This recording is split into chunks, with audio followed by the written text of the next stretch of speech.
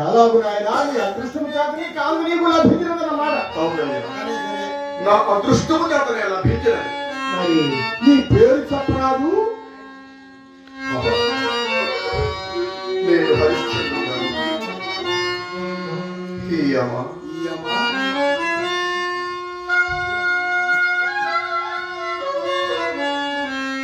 నా భార్య చంద్రమతి.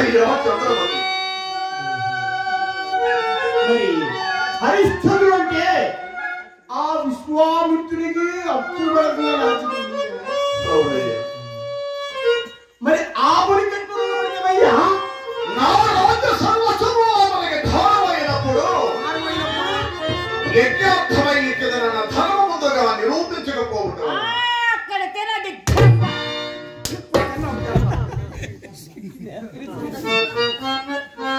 మరి వీటికి పత్రము గాని సాక్ష్యములు గాని ఏమైనా ఉన్నాయా నాయనా? సత్యశీలమే పత్రము. ఓహో, మా ఉభయ చిత్తమనే సాక్ష్యం.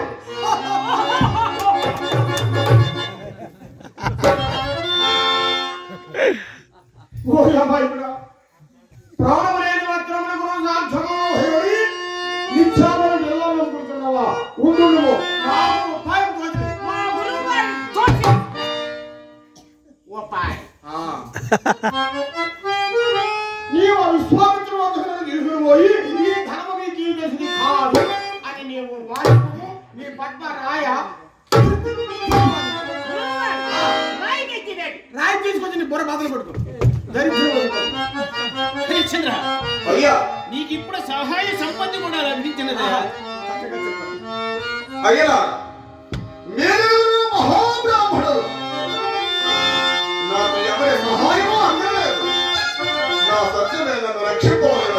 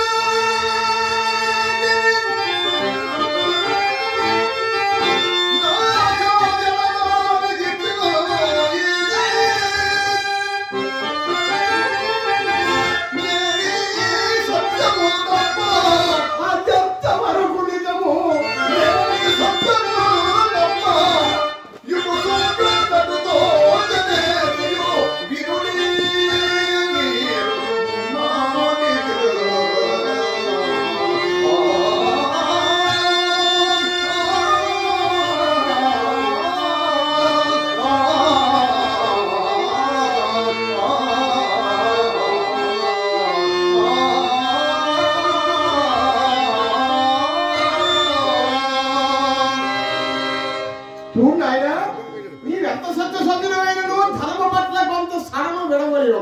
అందుకే మన పెద్దలు చెప్పుతున్నారు. ఏమని?